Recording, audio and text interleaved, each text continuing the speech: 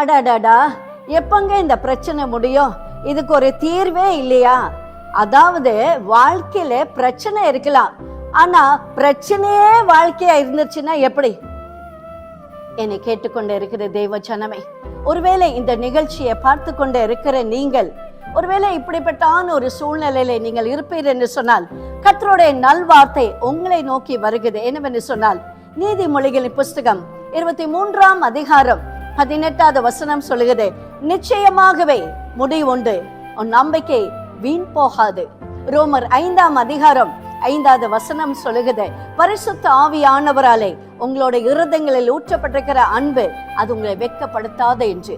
இதுவரைக்கும் ஆண்டவர் மீது நீங்கள் வைத்திருக்கிற அந்த நம்பிக்கை நிச்சயமாகவே அது ஒரு நாளும் வீண் போவதில்லை. உங்களோட பிரச்சனைகளுக்கு ஆண்டவர் ஒரு நல்ல முடிவை ஆண்டவர் கொடுப்பார்.